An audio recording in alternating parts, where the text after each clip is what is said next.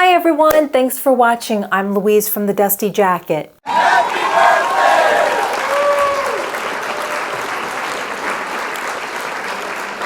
birthday! We're celebrating by reviewing 5 kids' books by authors born in November. So without further delay, I'm ready to party!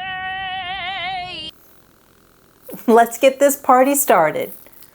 First is Neil Gaiman, celebrating a birthday on November 10th, and author of Coraline, that has a recommended reading age of 8 to 12. Coraline, not Caroline, lives in a large house with her mother, father, and 3 other people. The day after she moves in, Coraline goes exploring and soon discovers a door that opens to a brick wall.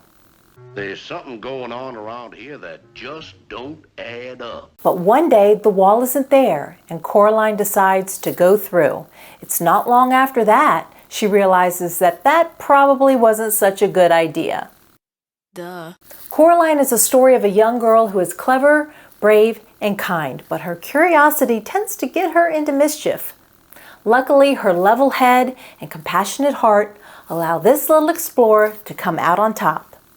Next is William Steig, born on November 14th, and the author of Abel's Island, with a recommended reading age of 7 to 10. Abelard Hassan de Tirico Flint of the Mossville Flints is a very pampered mouse who likes things just so. Oh my goodness! Everybody behave naturally! He shares a comfortable home with his wife and lives a life that is predictable and pleasant until the day that everything is turned upside down and he finds himself lost and alone. I'm all alone. There's no one here beside me. Abel's Island has a valuable moral. Possessions can never equal the riches and wealth provided by family. His cup overflows with friends, family, and fortune, but perilous events cause Abel to question his life. Although he countlessly doubted his own strength, resilience, and courage, in the end, Abel proved that he was quite able after all. Born on November 21st is Elizabeth George Speare, author of The Sign of the Beaver, with a recommended reading age of 10 and up.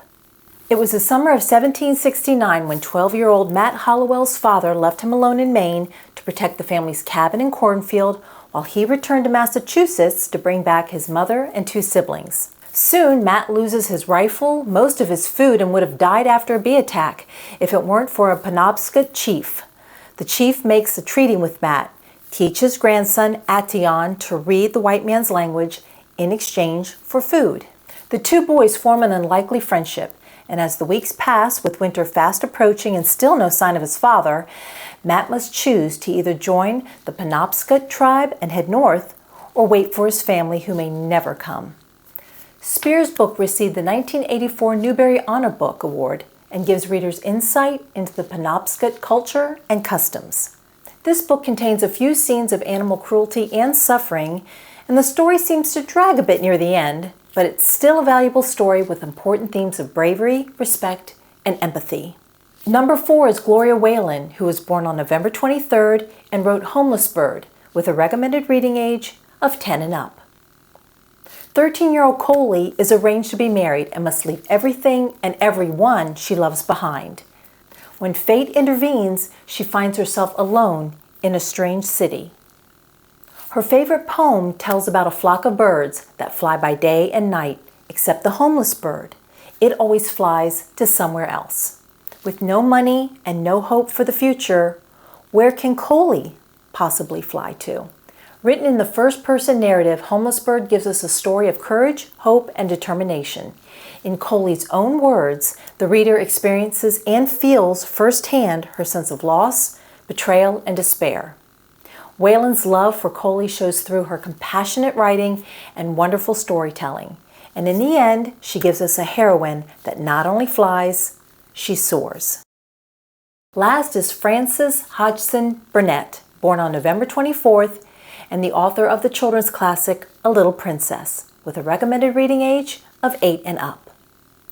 Sarah Crewe is 7 and always dreaming and thinking of odd things, but ever since arriving in London from India with her father, all she thinks about is Miss Minchin's select seminary for young ladies.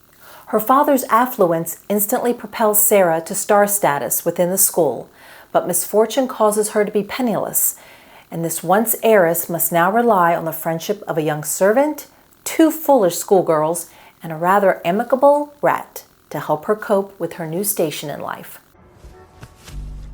Dang. Burnett delivers a charming and tender Cinderella-like story, but unlike Cinderella, our Sarah is just a child, and the pain and suffering she endures is especially difficult to tolerate.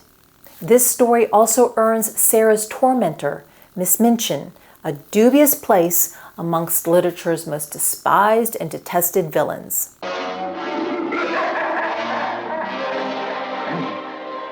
Sarah was a lot of things to many people: a daughter, a star pupil, a maid, a storyteller, and a friend. But to her readers, Sarah Crewe will always be a little princess. Well, that's it. We'll post a link to our Goodreads page in the comments section if you want to see full reviews of any of these books. And if you enjoyed this video, please like, subscribe, or follow, and click on the bell to be notified of new videos. Again, thanks for watching, and we look forward to bringing back some old titles so that you can make new memories, because any time is a good time to dust off a new favorite. Keep reading!